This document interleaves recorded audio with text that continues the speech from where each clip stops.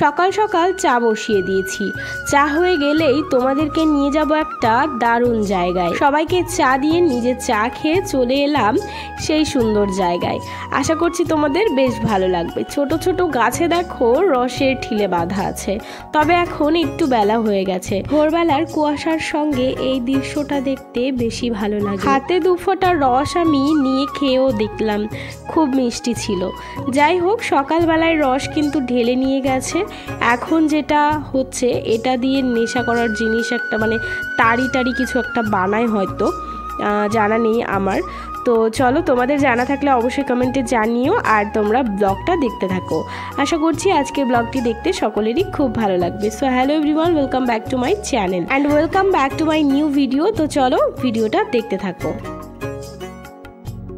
প্রকৃতির দেওয়া প্রতিটা জিনিসই আমার খুব পছন্দের এবং আমার খুবই ভালো লাগে, নিজেও খুব ভালোবাসি। সেগুলোকে যতটুকু করা যায়, আমি যতটুকু যত্ন করতে পারি ততটা চেষ্টা করি। প্রকৃতির সবচেয়ে বেশি সুন্দর জিনিস হলো ফুল গাছ, আর গাছের যে ফুলগুলো আছে সেগুলো তো ভালো লাগেই, সঙ্গে গাছ লাগাতেও আমি খুবই ভালোবাসি। একজন গাছ প্রেমী, ফুল প্রেমী, প্রকৃতি প্রেমী বলতে পারো। প্রকৃতির এই জিনিসগুলো ভালো লাগার সাথে সাথে ঘুরতেও আমি বেশ ভালোবাসি, তবে ঘোরাটা একটু অন্যরকম।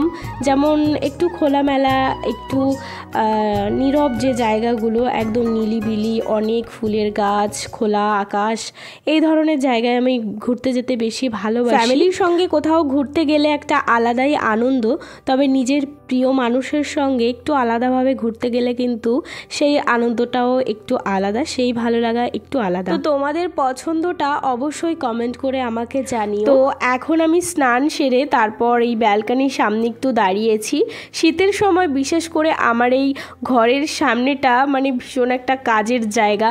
গরমের সময় খুব অসুবিধা হয়, আমার ঘরটা ভীষণ গরম হয়, তবে শীতের সময় বেশ ভালো লাগে, কারণ স্নানের পরেই এই রোদে এসে একটু দাঁড়ানো যায়।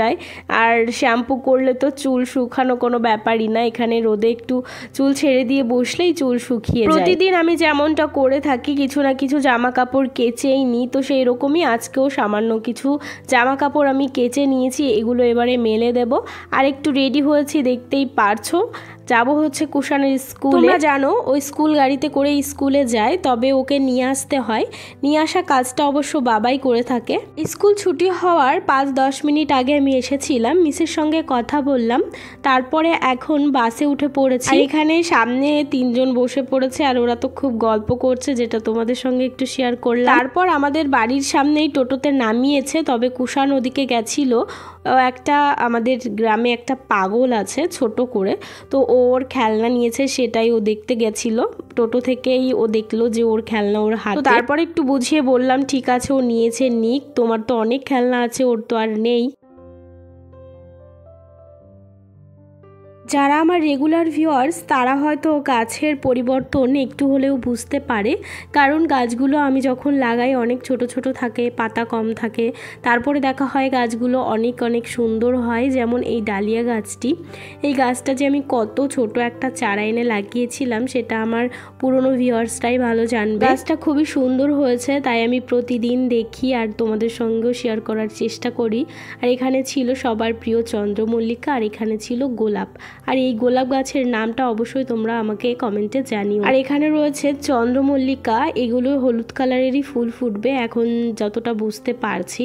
আর এখানে রয়েছে সেই বড় বড় গাঁদা ফুলের গাছটা। ওই গাছটা না আমি প্রথম দিকে বুঝতেই পারিনি যে এত সুন্দর ফুল ফুটবে ওই গাছে। চন্দ্রমল্লিকা গাছগুলো আমার বেশ ভালো লাগে দেখতে, ফুল না ফুটলেও গাছগুলো বেশ সুন্দর, পাতাগুলো একটু চেরা চেরা বেশ ভালো লাগে। এখানে রয়েছে ইয়েলো কালারের একটা গাঁদা ফুল গাছ, আর একটা রয়েছে অরেঞ্জ, আর এখানেও রয়েছে একটা চন্দ্রমল্লিকা। এই গাছগুলোতে করিয়েই নেই, তবে কবে যে ফুল ফুটবে জানি না। আর একটা স্ট্রবেরি গাছও আমি লাগিয়েছি, তবে স্ট্রবেরি হবে কিনা জানি না। অনেককে দেখেছি যে ঝুড়ি দিয়ে ঢেকে রাখে, তবে এই গাছ আমি ঝুড়ি দিয়ে ঢাকবো না এমনিই থাকবে, এটা না বুঝতে পারছি না। তোমরা একটু কমেন্টে জানিও তো। আমার মতন যারা গাছকে ভালোবাসো বা প্রকৃতিকে ভালোবাসো তাদের আশা করছি ভিডিওটি ভালো লেগেছে, কারণ আজকের ভিডিওতে বেশিরভাগ গাছ, ফুল, পাতা এগুলোই আমি দেখি। দেখিয়েছি। আর সবার শেষে দেখাচ্ছি এই সুন্দর মাঠ। আর এটা কিসের জমি অবশ্যই তোমরা কমেন্ট করো। আবারও দেখা হচ্ছে খুব তাড়াতাড়ি নতুন একটা ভিডিওর সঙ্গে। আজকের ভিডিওটি এই পর্যন্তই। সবাই খুব ভালো থেকো।